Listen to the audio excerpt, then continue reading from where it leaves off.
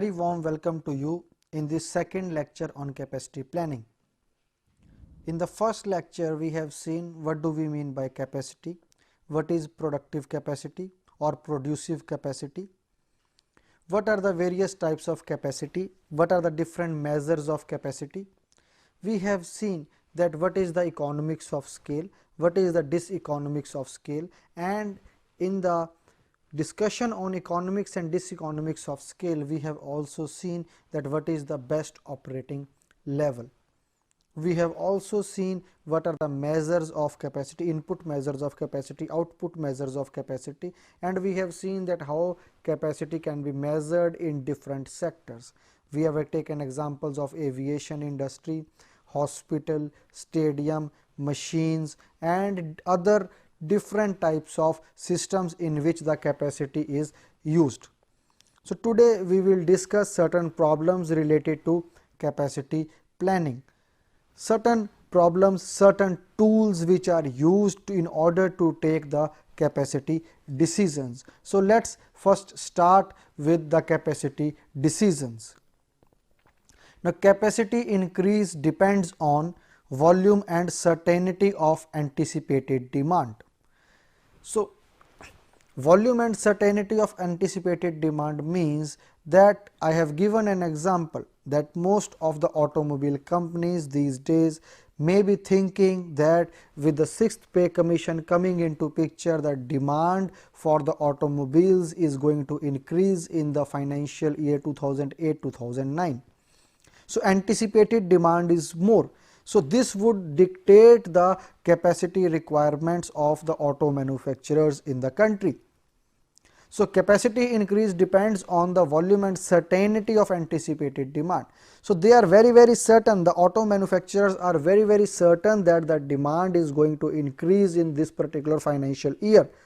So, certainty of demand is there and the volume also they can foresee, because most of the government employees are going to get their arrears. So, they may think of buying the automobiles or the cars. So, the demand or the volume is going to be more, as well as it is certain that the demand is going to increase. So, the volume is going to increase and it is quite certain that the volume is going to increase. So, certainty of anticipated demand is also there and volume of demand is also there. So, this is going to dictate the capacity decision that most of the companies may take in order to enhance their manufacturing capability, or in terms we can say manufacturing capacity. Second thing are the strategic objectives. Strategic objective means at the top level of the management, the planning is done for a long period of time, maybe for another 5 years, another 10 years, maybe to the tune of another 20 years, that where the company will stand after 20 years. So, long range decisions are taken at the higher level of the management, and these decisions are the strategic decisions or the strategic planning of the company. So, certain strategic issues may be related to one particular item which is going to be in the market in the next 5 years, or the technology that is going to be developed in the next 5 years. So, in order to bring that technology, in order to keep abreast with the competition that is being offered by the competitors, the strategic issues have to be taken into account, that we should have the capacity to produce that particular item maybe by 5 years or maybe by 7 years. So, strategic issues are also equally important, and these issues are the long term issues which have to be addressed by the planners or by the high level managers of the organizations or the company. Then the cost of expansion and operation are also the capacity decisions that have to be taken. Already I have told that if some new product is to be launched in the market, the decision has to be taken that what capacity we need to produce this product and what type of finances will be required to put this product into the market. So, capacity increase depends on these three important parameters: volume and certainty of the anticipated demand, strategic objectives of the organization, as well as the costs of expansion and operation. So, these three things are going to result in an capacity increase of the organization. Then the best operating level also has to be decided, which is an important part of the capacity planning. Percentage of capacity utilization that minimizes the unit costs. So in the last lecture we have seen, so for those of you who have not gone through the last lecture, I would today also give a brief account of what is economics of scale, what is diseconomics of scale. So those things we will discuss today also, but in a little bit more brief. So best operating level also has to be decided. So capacity decision related to the best operating level also has to be taken by the organization. So percentage of capacity utilization that minimizes the unit cost. So we have seen number of examples in the last lecture where we have seen that there is a best operating level at which the average unit cost is minimum, and beyond that the diseconomics of scale take place and the average unit cost starts to increase, and this increase can be attributed to a large number of factors. So we need to plan, we need to decide, we need to take a decision related to the best operating level of that particular machine or that particular plant or that particular capacity. Third point is the capacity cushion. Percentage of capacity held in reserve for unexpected occurrences. I have already told, we have already studied the buffer stock in the inventory management, why buffer stock is kept. So this is certain capacity which is held in reserve in order to meet certain dynamic scenario or certain dynamic changes in the demand. So percentage capacity held in reserve or held in buffer for unexpected occurrences. So certain dynamic occurrences may take place, there may be a sudden change in the demand, sudden abrupt increase in the demand which we need to meet. So certain capacity will be kept in reserve. So that is the capacity cushion. Now again revising what we have covered in the last class, coming on to the economics of scale. So it costs less per unit to produce high levels of output. If you remember, when on x axis when we see output is there or the volume is there, on y axis we have the average unit per unit price, average per unit price or average per unit cost. So we have seen that average per unit cost decreases as the volume increases. So why does that take place? Fixed costs can be spread over a large number of units. Now we have spent certain amount of money in purchasing the raw materials, in purchasing the machines, in buying the land on which we have installed the factory, and there may be certain other infrastructural costs associated which we can term collectively as the fixed cost. So this fixed cost now, which it excludes the maybe the cost of raw material, the fixed cost in terms of machines, building, etc., now is spread over a number of products. So initially maybe for 100 products this cost was added to the cost of 100 products. As the volume is increasing, now instead of 100 we are producing 500 units. So this cost will now be spread on 500 units. So the total cost of the product is going to decrease. So this is going to result in the average decrease or average per unit decrease in the cost of a product. So the total cost is getting spread out, that is why the cost is average unit cost is decreasing. So fixed cost can be spread over a large number of units, which I have already explained. Production or operating costs do not increase linearly with output levels. So once the production facility is there, the cost of setting up the production as well as producing the particular component do not vary linearly with the output. So if the output is increasing, the production and operating costs may not vary linearly. So it may so happen that the unit cost is decreasing as the volume of products is increasing, because the production and operating costs are not going to vary linearly. This may be increasing but at a slightly slower rate.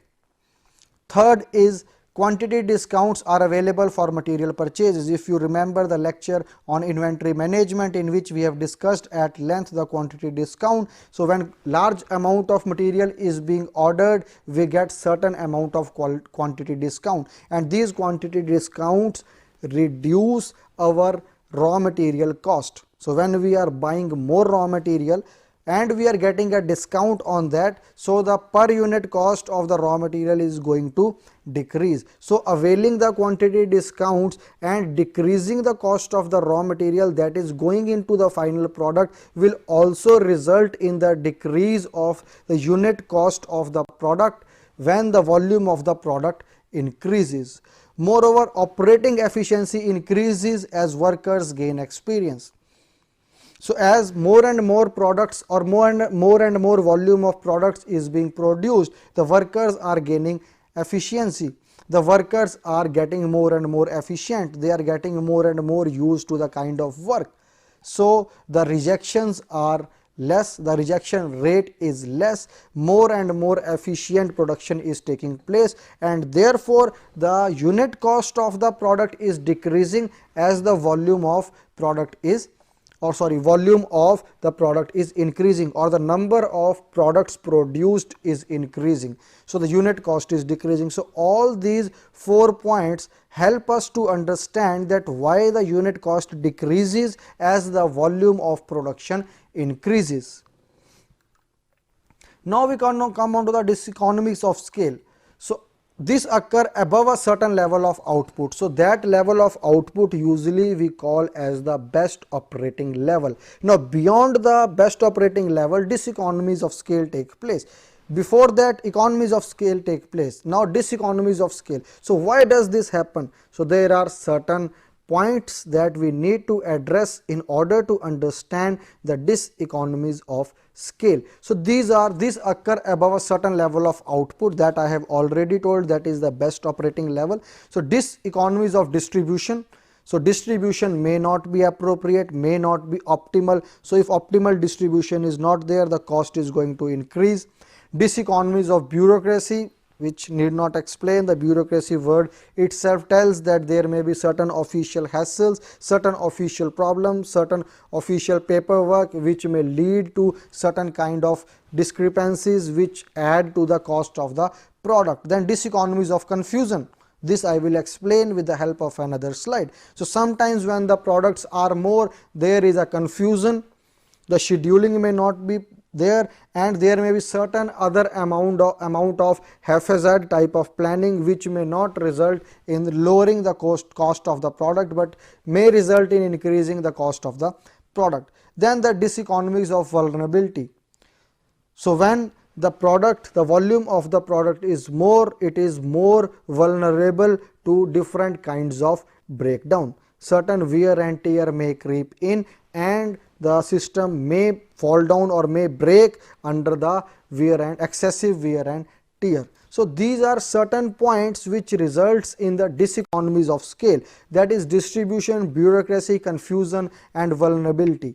So when all these points are taken care of, we may further see a decrease in the unit cost of the product. But because of these reasons, sometime after a definite operating level, diseconomies of scale set in. Now on your screen you can see diseconomies of confusion. Now here, very first diagram, you can see there are 4 processes and there are 6 linkages. 1, 2, 3, 4. There are 4 processes, and among these 4 processes there are only 6 linkages.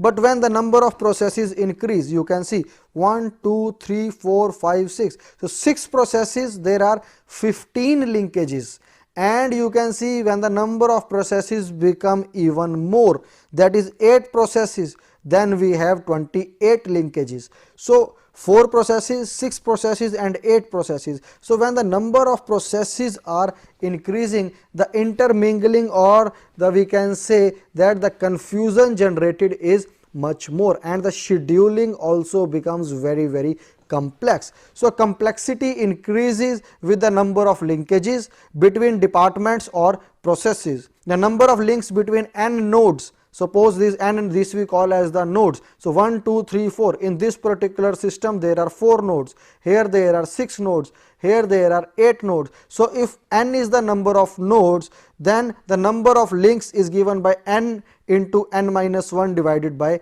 2. So we can see when n increases, the number of linkages will also increase, which will further lead to complicate the whole management process. So we can say that in diseconomies of scale, when the number of products produced are more or the variety of products are to be produced, the confusion, the scheduling will be very difficult, and that will lead to the increase in the per unit cost of the product. Now let us take an example of capacity utilization. So till now we have identified that there is a best operating level at which we should operate in order to take advantage of the economies of scale.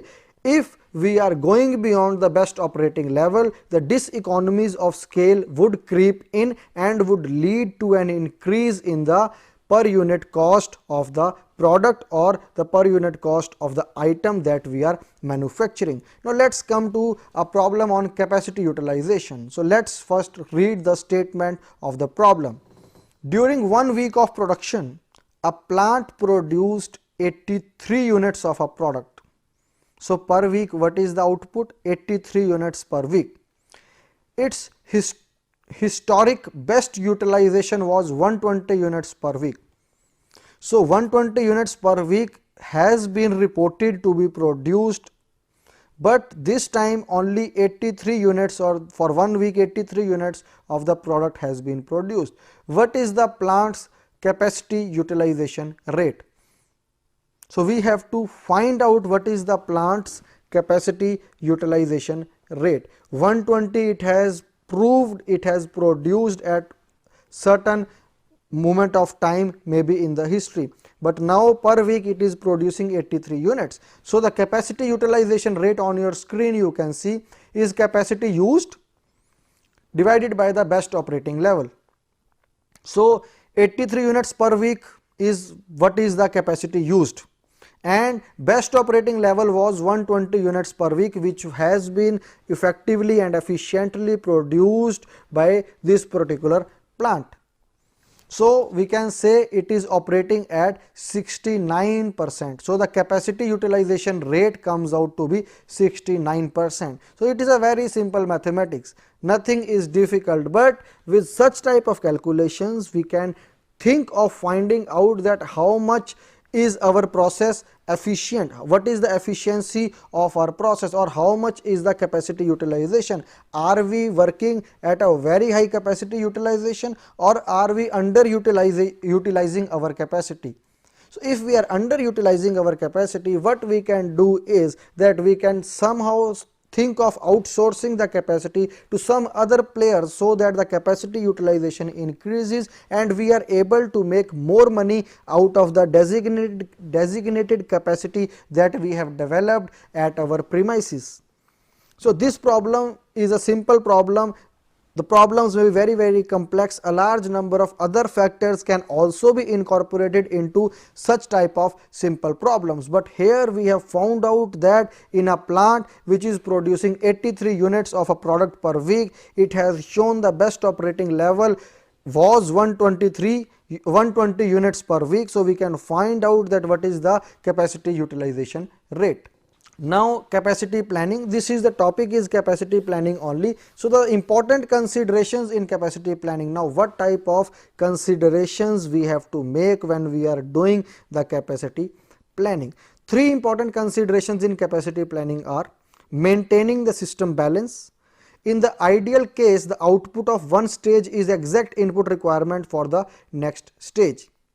So ideal scenario is that the output of one particular shop or one particular machine becomes the input of the subsequent machine. So we have to maintain a balance in the capacity.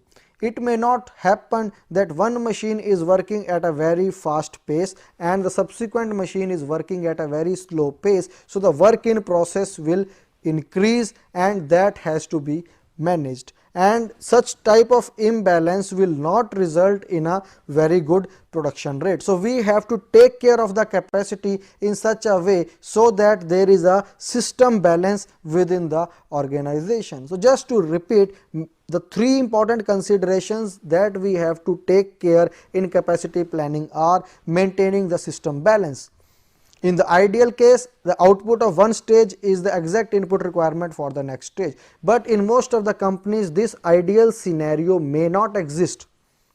There may be a little bit of ups and downs, like 100 components being produced on one machine and 80 components per hour being produced on the other machine. So, this is working 100 components per hour, this is working as 80 components per hour. Little bit of disbalance may be there, but gross balance should not be there, misbalance should not be there.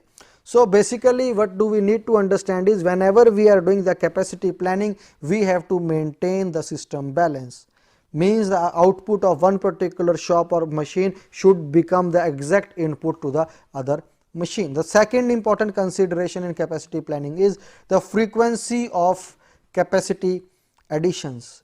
There are costs in adding capacity too frequently as well as too infrequently. So, we have to plan that at what moment of time and how much capacity is needed to be added. For example, we have seen with the change in the demand, the quantity of demand, quality of demand, timing of demand, how the capacity requirements change. We have to take a decision what type of capacity is required, what kind of capacity is required, how much capacity is required, at what moment capacity is required, and at what location capacity is required. All these points we have to bear in mind. So, we have to take a decision as a capacity planner that when and at what moment of time the capacity has to be increased, or we can say the capacity has to be decreased also. So, frequency of capacity additions, like there are costs in adding the capacity too frequently as well as too infrequently. So, we have to take a judicious decision that if we are adding the capacity too frequently, costs will be associated with it. If we are adding the capacity too infrequently, then also the cost will be associated with it. So, we have to take a judicious decision that at what optimal moment of time the capacity should be added to the plant or to the organization. So, the first point is maintaining the system balance, and the second point is deciding the timing or the frequency of capacity addition. Now, the third consideration in capacity planning is the external sources of capacity. So, that is, it might be cheaper to outsource some production. So, always we have to make a decision whether to make or to buy, whether to do it ourselves or to get it done by some other sources or to outsource it to some other players. So, that kind of decision also has to be taken into account. So, we have to take into account the outsourcing aspect also. So, whenever we are taking the decision, whenever we are studying or whenever we are doing the capacity planning, we have to take into account all these considerations. So, the first one being maintaining the system balance, second one being checking out the frequency at which the capacity additions have to take place, and the third one being whether we should outsource some of our work so that the system balance is maintained and we are not spending too much of money and time in building up the capacity. Because sometimes when we do the break even analysis, we find out that instead of adding on to the capacity, if we would have got this work done from some of the other players in the market, it would have been much cheaper. So, those kind of decisions also have to be taken care of when we do the capacity planning. Now, how we can determine the capacity requirements? Now, we have seen in the previous lecture also that it is the demand which is going to act as one of the guidelines in taking a decision that whether the capacity is needed to be added or not. So, when we take a decision regarding capacity requirement, the first point to be taken into account is the forecasting sale or forecasted sales within each individual product line. So, there may be so many different products that a company is manufacturing. So, we have certain amount of forecast available for each and every product line. Now depending upon the forecast, the capacity requirements have to be seen, whether the forecast is very positive, a large amount of products needs to be produced. If a large amount of products have to be produced, do we have the capacity to match that kind of forecast? If we do not have the capacity, can we outsource it? If we are not able to outsource this, can we build on our capacity? What type of capacity would be required? What quality of capacity is required? When the capacity would be required? All these things will be dependent upon the forecasts that we do for each and every product line. So whenever we think of determining the capacity requirement, the forecasts play a very important role. That is the thing that I have addressed when we were studying sales forecasting. Although forecasting is a black art, nobody can be very perfect in forecasting, but we need to be very close to the actual demand whenever we do the forecast. If we are close to the actual demand, then our capacity requirements, our planning will go very smoothly, and we will be able to make a huge amount of money for our company. But if the forecasts are not correct, the capacity, suppose we say the forecast is for a particular segment of product, in the next year the sales are going to be too much, or the sales are going to be exorbitantly high, and we take a capacity requirement decision that we need to enhance the capacity because the forecast says that the sales are going to be exorbitantly high. The capacity is purchased, the machines are purchased, the capacity is added, and the forecast goes wrong. So if the forecast goes wrong, the capacity that we have added is not going to be of any benefit to the organization, plus a huge amount of capital will be tied up with that capacity, which would be of no use.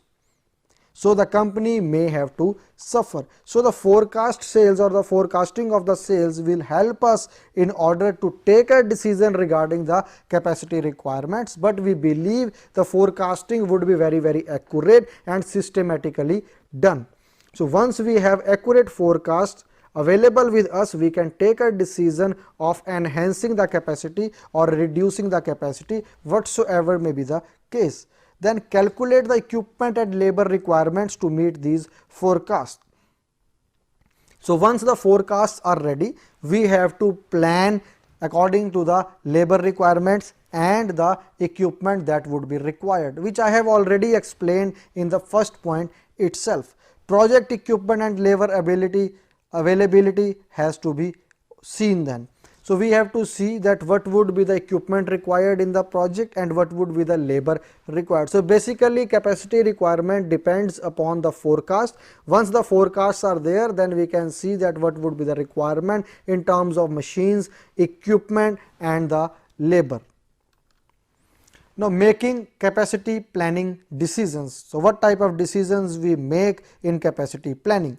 The three-step procedure for making capacity planning decisions is as follows. So this is a very brief procedure. I will explain another procedure in which we plan to change the capacity. What are the various points, what are the various steps that we have to take whenever we plan to change the capacity. Now this is a three-step procedure for making a capacity planning decision.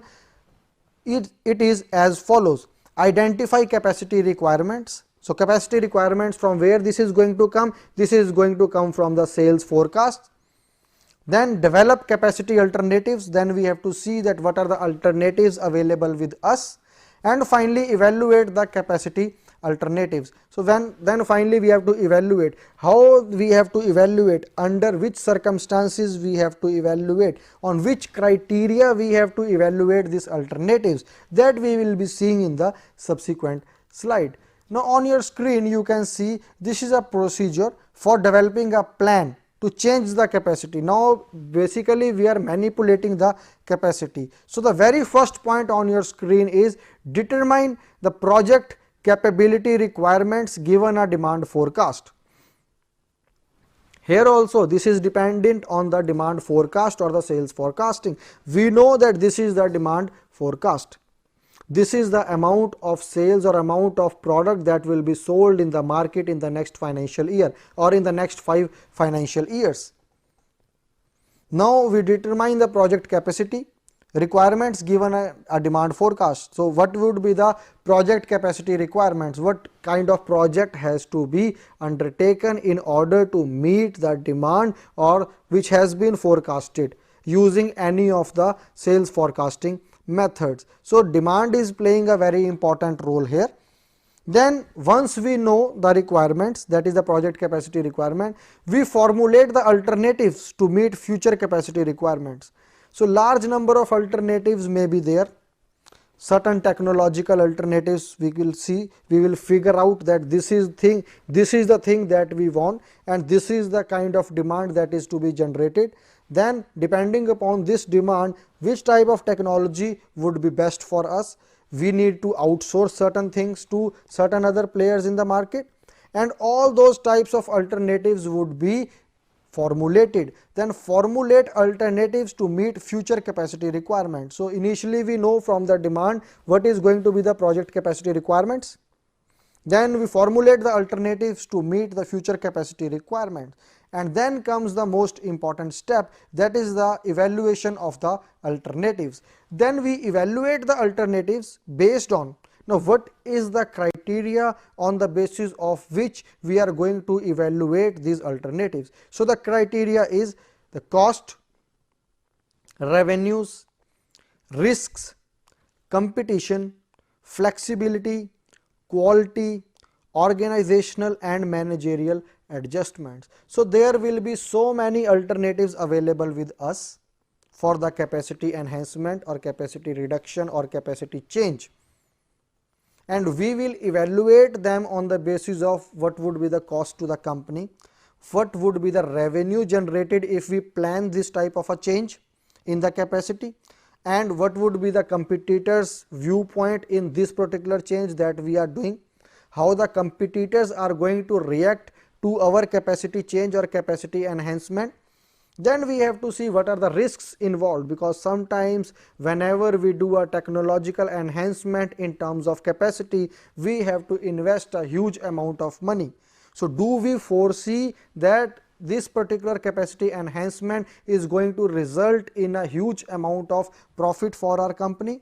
Is the investment in increasing or enhancing the capacity justified in terms of profit to the company? All these points or all these criterion have to be borne in mind when we have to take a decision and whenever we have to evaluate the alternatives. So whichever alternatives gives us the best possible solution, those alternative would finally be selected. So just in order to summarize whatever I have already said, we will evaluate these alternatives based on economic factors, cost, revenue, risks, competition, flexibility, quality, organization and managerial adjustment. Now flexibility I have not till now discussed. Now flexibility in terms of capacity enhancement is also very important. Why it is important is because whenever we are enhancing the capacity, if the capacity that we are adding is very flexible in nature,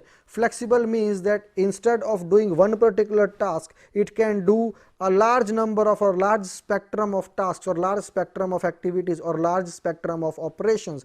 Then by enhancing the capacity or enhancing such type of technological capacity, the risks involved are less. Maybe we are enhancing that capacity for one particular spectrum of products or one particular line of product.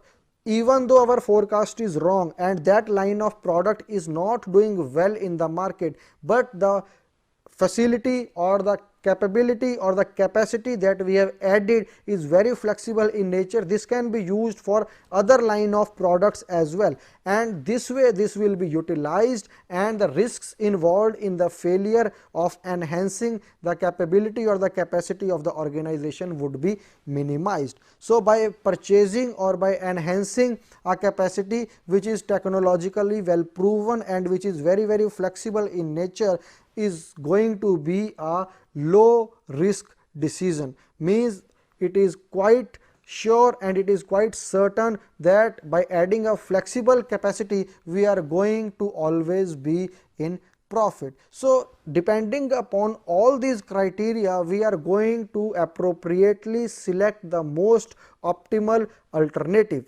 So select the optimum alternative and implement capacity development plan. So on the basis of all these criterion, whenever we reach a particular solution, whenever we find an optimal solution, we are going to select that particular alternative as the capacity enhancement or capacity development plan. So this is a procedure for developing a plan to change the capacity. Now we would consider certain examples in which the capacity planning is actually being done. So let's first take a simple example. This is a capacity requirements example. Let's first go through the problem. A manufacturer produces mustard in small and family sized plastic bottles. So mustard is being produced by a manufacturer in two types of bottles, small and family sized plastic bottles, with the following demand forecast. So the forecasting has been done and this is the demand forecast in the form of a table. So for year 1, small, this is in 100,000, so 150,000 is the number which would be sold in the market, or which is the demand forecast. Then year 2 for small is 170, year 3 200, year 4 240. Similarly for family size bottles or the family size plastic bottles, year 1 115 is the demand forecast, year 2 140 is the demand forecast, year 3 170, and likewise year 4 200 is the demand forecast. So till now we have seen that we have demand forecast for 4 years and we have the values for the demand forecast for both the type of products, that is the small sized plastic bottle and the family sized plastic bottle of mustard. Now what we are required to do, what is the other data that is available with us? 300,000 units per year machines are available for small bottle production. So there are 3 machines, each having a capacity of 100,000 units per year. Machines are available for small bottle production and 2 operators are required per machine. So how many total operators are required? 3 machines, 2 operators per machine, means 6 operators per machine are required. There are 3 machines which produce 100,000 units per year. So per year the capacity is 300,000. Why? Because there are 3 machines available with us. Then there are 120,000 units per machines available for large or family sized bottle production and 3 operators are required per machine. So here also we have a requirement of 6 operators. Why? Because 3 operators per machine are required and there are 2 machines. And what is the total capacity of large scale or bigger size bottle or family sized plastic bottles? That is 120,000 multiplied by 2, because there are 2 machines available. So we can say 240,000 units per year can be produced of family sized bottles. So we have seen the problem now. Now we can say how much capacity is used and what are the machine and labor requirements. So we have to find out that we have certain capacity available with us, and depending upon the demand forecast what is needed in the market, we have to find out that what is the capacity utilization, how much capacity we are actually utilizing. So let us see now the capacity requirements. The machine capacity is 300,000 for small, because 100,000 is the capacity of one machine and there are 3 machines in all, small machines.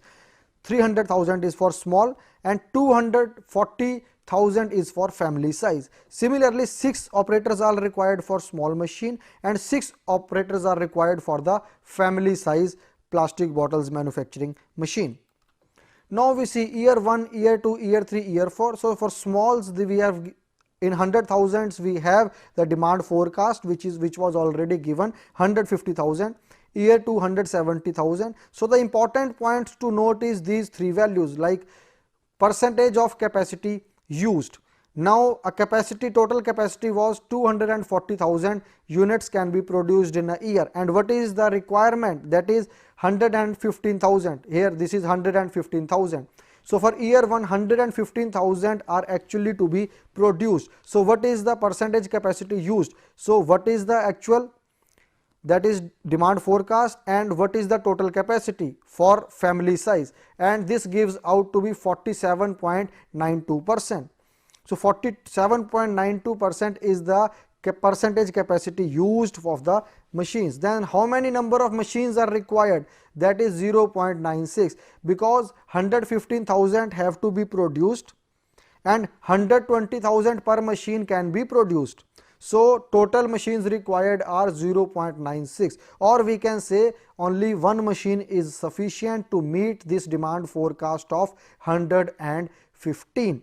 Similarly, how much labor is required? So labor required can be calculated as 0.96 number of machines which we have got from here multiplied by 3 operators per machine are required for family size bottle machines. So we can find out that it is 2.88 number of operators are required. So we can say 2.88 is not feasible, 3 operators are required and 1 machine is required for processing the demand forecast of 115,000 bottles of family size. So similarly, if we do the calculations for each and every year, we will be able to get a table of this form, and we would be able to find out that what is the percentage utilization of the machine capacity, of the labor required, and how many machines would be required. So once we know all this data, that how many machines would be required, how much labor will be required, we can do the capacity planning,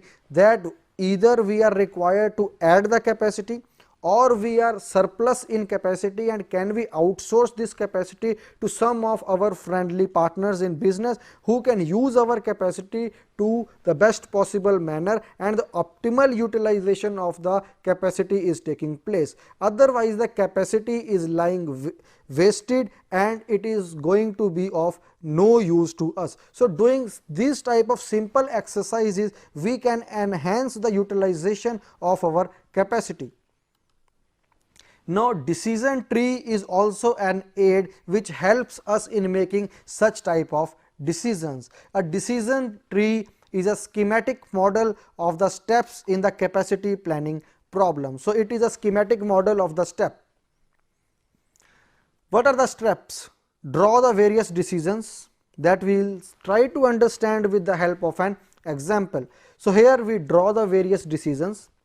Then we add the possible states of nature, probabilities and payoffs. So we see that what is the probability. For example, a decision tree problem can also be formulated as a manufacturing company is buying its raw material from 4 different vendors. Now all these 4 different vendors are supplying the raw material at particular rates, and there are certain amount of risks involved in the timely delivery of these products or of these raw materials which the vendors are supplying to this manufacturing company. So a decision tree analysis can be done in order to optimize that how much quantity should be ordered to a particular supplier in order to overall optimize the total cost involved. But here also we will see a problem in which the decision tree has been used as a tool to optimize or to find out the best possible alternative. So a decision tree is a schematic model of the steps in the capacity planning problem, which already I have told. The steps involved are: draw the various decision, add the possible states of nature, probabilities and payoffs, this can involve the risks also, determine the expected value of each decision, and make the decision with the one with maximum expected value. So this is giving us one direction in which the decision trees can be used. Now let us solve a problem using the decision trees. We will first go through the problem and then we will see the solution to this problem. A glass factory specializing in crystal experiences substantial backlog. A glass factory which is specializing in crystal is experiencing substantial backlog. So backlog of orders is there, and management is considering 3 courses of action. Now the management has 3 actions to take. It has to take a decision which action it should take. Now first action is arrange for subcontracting. So it is going to subcontract to some other manufacturer, or construct new facilities, which is the preview of this lecture, which tells us regarding the capacity requirements. So construct new facilities means add the capacity, and the third one is do nothing, there is no change. The correct choice largely depends upon demand, which may be low, medium or high. So the demand can be low, medium or high. By consensus, the management estimates the respective demand probabilities as 0.1, 0.5 and 0.4. The management also estimates the profit when choosing from the 3 alternatives under the differing probable levels of demand. So there are probable levels of demand, already 3 different probabilities have been assigned, and then the management estimates the profits also choosing from the 3 alternatives. So 3 alternatives are already there on your screen, that is arrange for subcontracting, construct new facilities or do nothing. So what are the profits that management sees? The profits are for low level of demand, which was there in the screen. You can say the demand can be low, medium or high. So for low demand, probability 0.1, alternative A will give this much of profit, alternative B will result in a loss, and alternative C will give this much of profit. Similarly, for medium level of demand, alternative A will result in 50,000 profit, B and C. Similarly, we can see that for low, medium or high demands, the probabilities are fixed 0.1, 0.5 and 0.4. This is by general consensus, and the company has been able to find out that what is the profit that they can foresee for by forecasting the demand and by putting a profit value on the 3 alternatives. So then we can see these are the decisions. Either the company can go for A, or it can go for B, or it can go for C. Now what are the states or probabilities and payoff?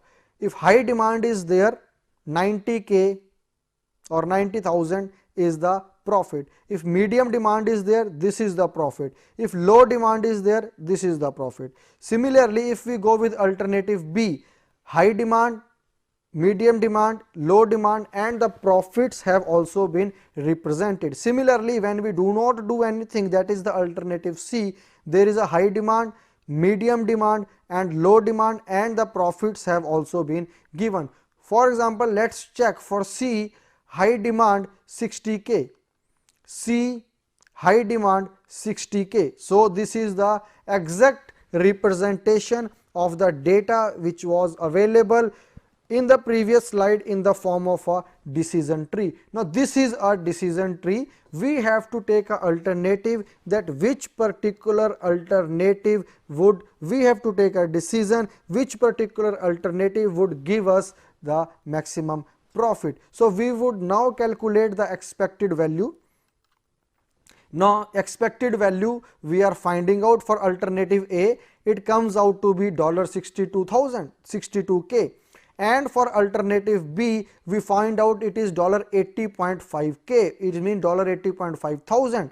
Similarly, for alternative C, we find out that the expected value for alternative C is $46k. How this is done, you can see on your screen. 0.4 multiplied by 90 plus 0.5 multiplied by 50 plus 0.1 multiplied by 10, this gives us $62,000. So 0.4 multiplied by 90, 0.5 multiplied by 50, 0.1 multiplied by 10. 0.4 multiplied by 90, 0.5 multiplied by 50 and 0.1 multiplied by 10 is going to yield $62k. So this is the expected value. So this expected value will be calculated for each and every alternative, and whichever alternative is going to give us the best possible value will be chosen as the best alternative for the company. So here choose decision B because it is giving us the highest expected value to be $80.5 thousand.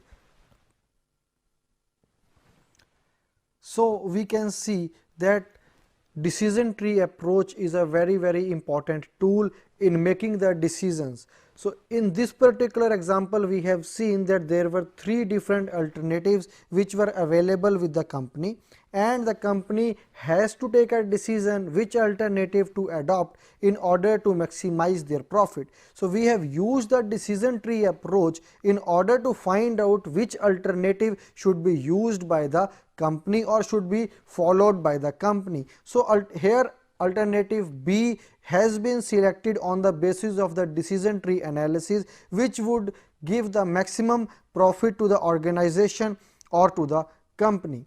So with this we come to the end of our lectures on capacity planning. We have had 2 lectures on capacity planning.